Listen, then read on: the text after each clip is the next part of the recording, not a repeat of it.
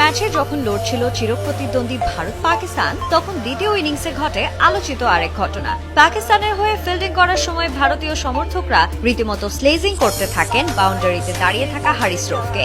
বিরক্ত হয়ে এক পর্যায়ে ভারতীয় দর্শকদের উদ্দেশ্যে এক অঙ্গভঙ্গি করেন রৌফ, যা দেখে মনে হচ্ছিল একটি বিমান উড়তে উড়তে ভেঙে পড়েছে। বেশ কয়েকবারই এমন ইঙ্গিত করেছেন হারিস রৌফ। এখানেই থেমে যাননি তিনি, ভারতীয় সমর্থকদের দিকে আঙুল দিয়ে 6-0 দেখান রৌফ। মুখে কিছু না বললেও তার ইশারায় বোঝা যাচ্ছিল ভারতের যুদ্ধবিমান ধ্বংসের কথা বোঝাচ্ছেন তিনি। কেননা অপারেশন সিন্দুরের পর পাকিস্তান দাবি করে তারা ভারতের 6টি যুদ্ধবিমান ভূপাতিত করেছে। এমন কাণ্ডের পর ভারতীয় মিডিয়ায় শুরু হয় নানা বিতর্ক। তাদের দাবি খেলার মাঠে রাজনৈতিক সংঘাত তুলে আনা হয়েছে।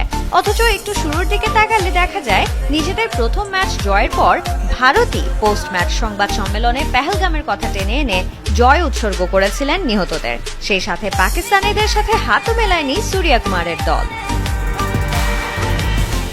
এদিকে সুপার 4-এর ম্যাচে 50 করার পর বন্দুক চালানোর কায়দায় উল্লাস করেছিলেন সাহিবজাদা ফারহান। অনেকের অভিযোগ ভারতের ডাকআউটের দিকে গান চালানোর কায়দায় উল্লাস করেছিলেন তিনি। এই সেলিব্রেশনের কড়া নিন্দা করেছে ভারতীয় গণমাধ্যম। তবে পেছনের দিকে তাকালে দেখা যায় অনেকবারই ম্যাচে গান সেলিব্রেশন করেছিলেন মহেন্দ্র সিং ধোনি।